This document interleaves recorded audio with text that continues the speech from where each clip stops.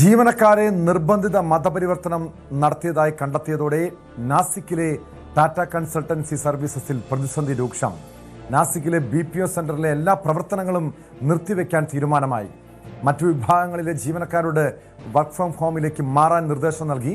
നിലവിൽ നാസിക് പോലീസ് അന്വേഷിക്കുന്ന കേസ് NIAയ്ക്കും തീവ്രവാദ വിരുദ്ധ സ്ക്വാഡിനും കൈമാറിയേക്കുമെന്നാണ് സൂചന. നാസിക് TCSലെ HR മാനേജർ നിദാ ഖാന്റെ നേതൃത്വത്തിലായിരുന്നു മതപരിവർത്തനം. ഒളിവിൽ പോയ നിതയ്ക്കായി അന്വേഷണം തുടരുകയാണ്. ഇതുവരെയും 6 ജീവനക്കാർ ഈ കേസുമായി ബന്ധപ്പെട്ട് അറസ്റ്റിലായിട്ടുണ്ട്. ഇതുവരെയും അതോടൊപ്പം ഈ ലൈംഗിക അതിക്രമ പരാതികളിലും പോലീസിന്റെ അന്വേഷണം തുടരുകയാണ്. ശുചീകരണ തൊഴിലാളികൾ എന്ന പേരിൽ ക്യാമ്പസിനുള്ളിൽ പ്രവേശിച്ചാണ് പോലീസ് അന്വേഷണം നടത്തിയതും പ്രതികളെ പിടികൂടിയതും. അജയ് സുധാ ബിജു ചേരുന്നു വിവരങ്ങളുമായി. അജയ്, രാജ്യത്തെ തന്നെ IT മേഖലയെ നടുക്കിയ സംഭവമാണ് ഈ TCSലെ നിർബന്ധിത മതപരിവർത്തനം. അവിടുത്തെ നിരവധി ജീവനക്കാരെ മതപരിവർത്തനം നടത്തുന്നു. അതോടൊപ്പം ലൈംഗികമായി ചൂഷണം ചെയ്യുന്നു. ഗുരുതരമായിട്ടുള്ള പരാതികളാണ്. പോലീസിന്റെ അന്വേഷണത്തിൽ ഞെട്ടലുളവാക്കുന്ന വിവരങ്ങളാണ് പുറത്തു വന്നത്. ഇപ്പോൾ നാസിക് പോലീസ് അന്വേഷിക്കുന്ന കേസ് NIAയ്ക്കും തീവ്രവാദ വിരുദ്ധ സ്ക്വാഡിനും കൈമാറിയേക്കുമെന്ന സൂചനയുണ്ട്. നിലവിൽ പോലീസ് അന്വേഷണത്തിൽ എന്തൊക്കെ വിവരങ്ങളാണ് കണ്ടെത്താൻ കഴിഞ്ഞത്? അതോടൊപ്പം HR മാനേജർ നിദാ ഖാന്റെ നേതൃത്വത്തിലായിരുന്നു മതപരിവർത്തനം എന്ന് വ്യക്തമായിട്ടുണ്ട്. ഈ നിതയെ കണ്ടെത്താൻ കഴിഞ്ഞിട്ടുണ്ടോ? നിതയെ കേന്ദ്രീകരിച്ചുള്ള അന്വേഷണം എങ്ങനെയാണ്? ആദ്യഘട്ട അന്വേഷണത്തിൽ തന്നെ പല ഈ സ്ഥാപനത്തിലെ ഉദ്യോഗസ്ഥരും വെളിപ്പെടുത്തിയ ഒരു വസ്തുതയുണ്ട്. അതായത് ഈ കുറ്റകൃത്യത്തിൽ ഏർപ്പെട്ട മറ്റ് 7 പുരുഷ ജീവനക്കാർ ഇവരൊരു ആസൂത്രിതമായിട്ടുള്ള ഒരു സംഘത്തെ പോലെയാണ് പ്രവർത്തിച്ചു വന്നിരുന്നതെന്ന് ഇവർ വെളിപ്പെടുത്തിയിരുന്നു.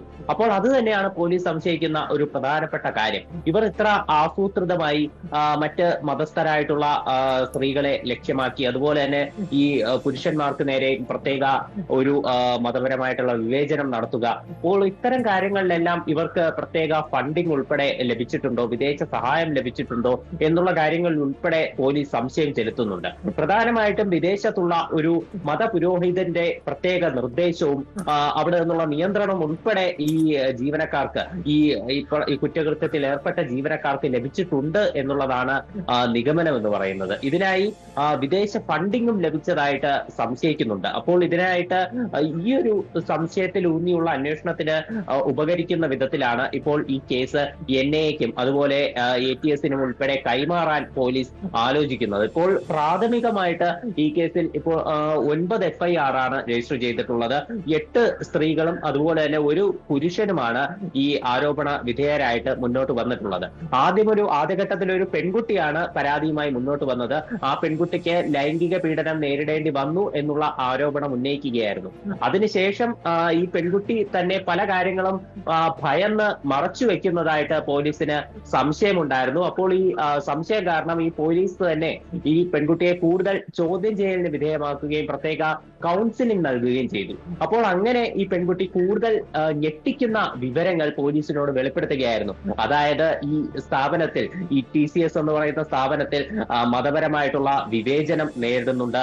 അതുപോലെ തന്നെ സ്ത്രീകളെ, പ്രത്യേകിച്ച് 20നും 25 വയസ്സിനും ഇടയിലുള്ള പെൺകുട്ടികളെ ലക്ഷ്യമാക്കിക്കൊണ്ടുള്ള ഒരു മതപരിവർത്തനത്തിന് ശ്രമം നടത്തുന്നു.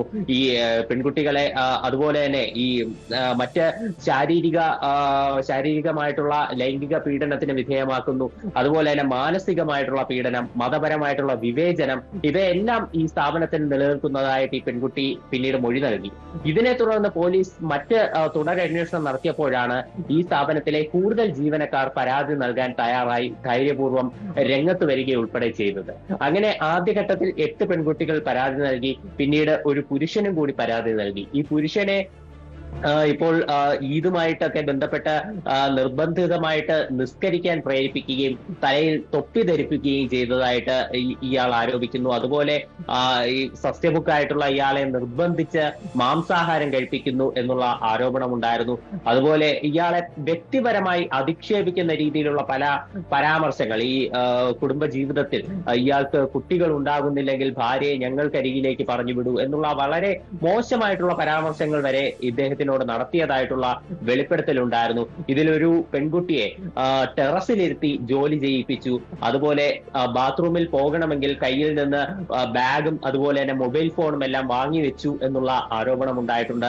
ഒരു പെൺകുട്ടിയെ വിവാഹ വാഗ്ദാനം നൽകി പലതവണ ലൈംഗികമായി ചൂഷണം ചെയ്തു എന്നുള്ള ആക്ഷേപം ഉയർന്നിട്ടുണ്ട്. ഒരു ജീവനക്കാരൻ വെളിപ്പെടുത്തുന്നത് ഇതിലുള്ള ഈ ഉളവാക്കുന്ന കാര്യം, അതായത് ഇത് ഈ അടുത്തിടെ തുടങ്ങിയ ഒരു പ്രവണതയല്ല. 2022 മുതൽ, അതായത് കഴിഞ്ഞൊരു 3-4 വർഷമായി ഇങ്ങനെ മതപരിവർത്തനം ഈ TCS കേന്ദ്രീകരിച്ച് നടക്കുന്നുണ്ട് എന്നാണ് കണ്ടെത്തൽ. അവിടെ വിദേശ രാജ്യത്തെ ആളുകളുടെ ഇടപെടലുകൾ ഉൾപ്പെടെ ഉണ്ട് എന്നുണ്ട് പറയപ്പെടുന്നുണ്ട്. പോലീസിന്റെ അന്വേഷണത്തിൽ ഇതിന് പിന്നിൽ ഒരു ബാഹ്യ ഇടപെടൽ, ബാഹ്യ തീവ്രവാദ ശക്തികളുടെ ഒരു ഇടപെടൽ ഉണ്ട് എന്ന് കരുതുന്നുണ്ടോ?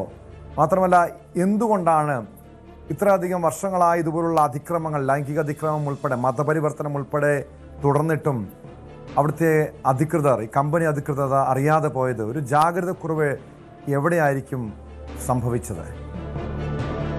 ടോം, ഈ ആരോപണ വിധേയരായിട്ടുള്ള പുരുഷന്മാർ അവർ പ്രധാനമായിട്ടും അവിടെ പല ഗ്രൂപ്പുകളുടെ ഗ്രൂപ്പ് ലീഡേഴ്സ് ആയിട്ടൊക്കെ പ്രവർത്തിച്ചു പോകുന്നവരാണ്. അത് മാത്രമല്ല, ഒരു ഗ്യാങ് ആയിട്ടുള്ള ഒരു കേന്ദ്രീകൃതമായിട്ടുള്ള വളരെ ആസൂത്രിതമായിട്ടുള്ള നീക്കമായിരുന്നു ഇവർ നടത്തിയിരുന്നത്. അത് മാത്രമല്ല, വളരെയധികം ഇതിലൊരു ആക്ഷേപം നേരിടുന്നത് ഇവിടുത്തെ HR മാനേജർ ആയിട്ടുള്ള നിദ്ദ ഖാൻ തന്നെയാണ്. അതായത് ഈ ജീവനക്കാർ പലരും ഈ വിഷയവുമായി ബന്ധപ്പെട്ട് പലതവണ പരാതിയായിട്ട് നിദ്ദ ഖാന്റെ അരികിൽ പോയിരുന്നു. പക്ഷേ ഈ നിദ്ദ ഖാൻ ഇതെല്ലാം സാധാരണയായി നടക്കുന്ന സംഭവങ്ങളാണ്, വെറും റാഗിംഗ് ആയിട്ട് കണക്കാക്കണം എന്നുള്ള രീതിയിൽ അത് പറഞ്ഞ് കളയുകയായിരുന്നു. അതുപോലെ പല പരാതികൾ വന്നാലും നടപടി എടുക്കാത്ത അവസ്ഥ, അതുപോലെ പരാതി നൽകുന്നവരെ തിരിച്ച് ഭീഷണിപ്പെടുത്തുന്ന സ്ഥിതി, ഇതെല്ലാം അവിടെ നടന്നു വന്നതാണ്. ഈ പോലീസ് ഈ സമയപരിധി കണക്കാക്കുന്നത് 2022 ഫെബ്രുവരി മുതൽ 2026 മാർച്ച് വരെ ഇത്തരം കാര്യങ്ങൾ ഈ കമ്പനിയിൽ TCS-ൽ നടന്നു പോയതായിട്ടാണ് വിവരങ്ങൾ സൂചിപ്പിക്കുന്നത്. 2 വനിതാ ജീവനക്കാർക്കെതിരെയാണ് നിലവിൽ ആരോപണങ്ങളുള്ളത്. അതിലൊരാളാണ് നിദ്ദ ഖാൻ. ഇവരെ പോലീസ് നിലവിൽ അറസ്റ്റ് ചെയ്തിട്ടുണ്ട്. ആദ്യഘട്ടത്തിൽ ഒളിവിലായിരുന്നു, പിന്നീട് പോലീസ് ഇവരെ അറസ്റ്റ് ചെയ്യുകയായിരുന്നു. ഇപ്പോൾ മറ്റൊരു വനിതാ ജീവനക്കാരിക്ക് കൂടി നേരെ ആരോപണമുണ്ട്. പക്ഷേ അവർ ഇപ്പോഴും ഒളിവിലാണ് എന്നാണ് മനസ്സിലാക്കാൻ സാധിക്കുന്നത്. മൊത്തം ഇപ്പോൾ ഈ അറസ്റ്റ് ചെയ്യപ്പെട്ട ആളുകളുടെ എണ്ണം 8 ആയിട്ടുണ്ട്. ആസിഫ് അൻസാരി, അതുപോലെ തന്നെ ഷാഫി ഷെയ്ഖ്, ഷാരൂഖ് ഖുറൈസി, റാസ മേമൻ, തൗസിഫ് അക്തർ, ഡാനിഷ് ഷെയ്ഖ്, അതുപോലെ അശ്വിനി ചൈരാനി, നിദ്ദ ഖാൻ, ഇത്രയും ആളുകളാണ് നിലവിൽ അറസ്റ്റിലായതായിട്ട് വിവരമുള്ളത്.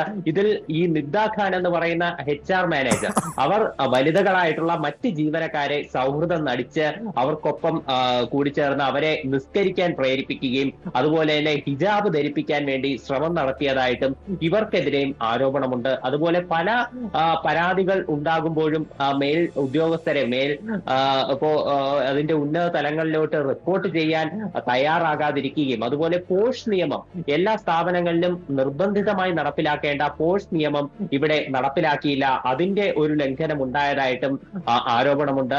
അതുകൊണ്ട് തന്നെ ഈ കമ്പനിയിൽ ഇപ്പോൾ ഇത്തരം കാര്യങ്ങൾ ഉണ്ടായത് കാരണം ഇവിടെ ഒരു ആഭ്യന്തര അന്വേഷണത്തിന് ഉത്തരവിട്ടിട്ടുണ്ട്. ടാറ്റ ആൻഡ് സൺസിന്റെ ചെയർമാനായിട്ടുള്ള N. ചന്ദ്രശേഖരൻ അദ്ദേഹം ഈ സംഭവത്തെ അപലപിച്ചിട്ടുണ്ട്. കമ്പനിയിൽ ഒരിക്കലും ഇത്തരം ലൈംഗിക ചൂഷണങ്ങൾ, ഈ മതപരമായിട്ടുള്ള വിവേചനം, ഇതൊന്നും വച്ചുപൊറുപ്പിക്കില്ല എന്ന് അദ്ദേഹം പറഞ്ഞു. അങ്ങനെ കമ്പനിക്കകത്ത് തന്നെ നിലവിൽ ഒരു ആഭ്യന്തര അന്വേഷണം പ്രഖ്യാപിക്കുന്ന സ്ഥിതിയുണ്ട്. അതുപോലെ തന്നെ ഈ കേസിൽ ഇപ്പോൾ ദേശീയ വനിതാ കമ്മീഷനും ഇടപെട്ടിട്ടുണ്ട്. വനിതാ കമ്മീഷനും ഈ കേസ് അന്വേഷിക്കാൻ വേണ്ടി ഒരു പ്രത്യേക അന്വേഷണ സംഘത്തെ നിയോഗിച്ചിട്ടുണ്ട്. ഒരു റിട്ടയർഡ് വനിതാ ജഡ്ജി ഉൾപ്പെടെ അംഗമായിട്ടുള്ള സമിതിയാണ് നിയോഗിച്ചിട്ടുള്ളത്. പോലീസിന്റെ ഭാഗത്തു നിന്നുള്ള ഒരു SIT നേരത്തെ തന്നെ രൂപീകൃതമായിരുന്നു. ആ SITയുടെ നേതൃത്വത്തിലാണ് നിലവിൽ ഈ ഇപ്പോൾ നേരത്തെ പറഞ്ഞതുപോലെ 9 FIR-കൾ രജിസ്റ്റർ ചെയ്ത് നിലവിൽ അന്വേഷണം നടന്നുകൊണ്ടിരിക്കുന്നത്. ഇപ്പോൾ കൂടുതൽ വിദേശ ബന്ധം ഉൾപ്പെടെ കണ്ടെത്തുന്നതിന് വേണ്ടിയിട്ടാണ് ഇതിപ്പോൾ NIA-ക്കും അതുപോലെ തന്നെ ATS-നും ഉൾപ്പെടെ കൈമാറാനുള്ള ആലോചനകൾ നടക്കുന്നത്. എന്നാൽ ഇപ്പോൾ അത് ഇത്തരത്തിൽ കൈമാറിയിട്ടില്ല, അതിന്റെ ആലോചനകൾ പ്രാരംഭഘട്ടത്തിലാണ്.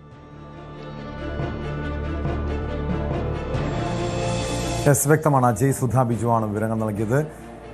നാസിക്കിലെ TCS-ലുണ്ടായ മതപരിവർത്തനവും ലൈംഗിക ചൂഷണവുമായി ബന്ധപ്പെട്ട കേസിന്റെ അന്വേഷണം NIAയ്ക്കും തീവ്രവാദ വിരുദ്ധ സ്ക്വാഡിനും കൈമാറിയേക്കുമെന്നാണ് സൂചന. നിലവിൽ നാസിക് പോലീസാണ് കേസ് അന്വേഷിക്കുന്നത്. 6 ജീവനക്കാരെ അറസ്റ്റ് ചെയ്തിട്ടുണ്ട്. HR മാനേജർ നിദാ ഖാൻ ഒളിവിലാണ്. ഇവരാണ് ഈ ഒരു മതപരിവർത്തനത്തിൻ്റെ മുഖ്യ ആസൂത്രക എന്നാണ് അന്വേഷണത്തിലെ കണ്ടെത്തൽ.